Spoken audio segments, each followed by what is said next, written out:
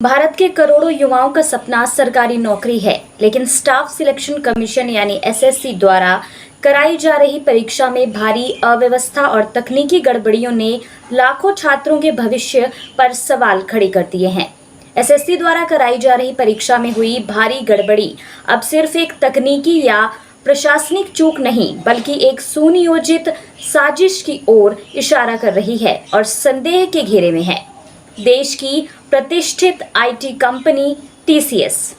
आज हम इसी मुद्दे पर बात करने जा रहे हैं। हाल ही में एसएससी परीक्षा में सामने आई भारी अव्यवस्था ने पूरे देश के छात्रों को झकझोर कर रख दिया है। छात्रों को तकनीकी खामियों, अव्यवस्थित स्टाफ और खराब मैनेजमेंट का सामना करना पड़ा। परीक्षा केंद्रों पर ताले जड़े मिले, स्टाफ नदारद था और कई जगह परीक्षाएं या तो रद्द हो गई या घंटों की देरी से शुरू हो सकी।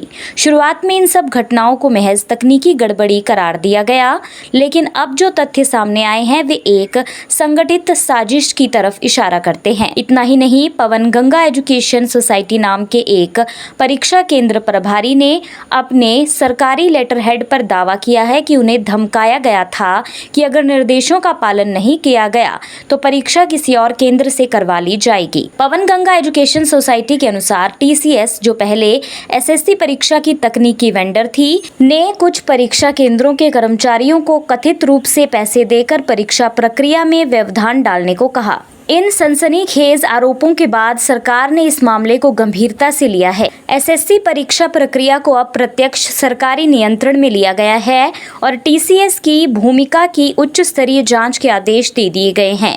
यदि कंपनी दोषी पाई जाती है तो उसके खिलाफ सख्त कानूनी कार्रवाई तय मानी जा रही है।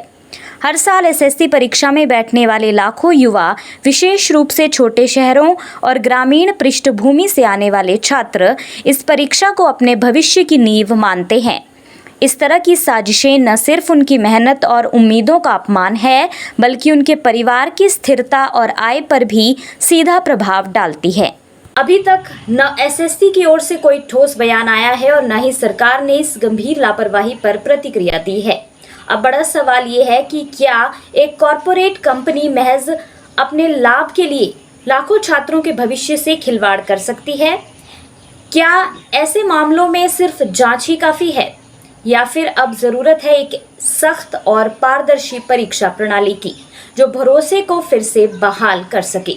समय है देश के हर युवा के सवाल उठाने का।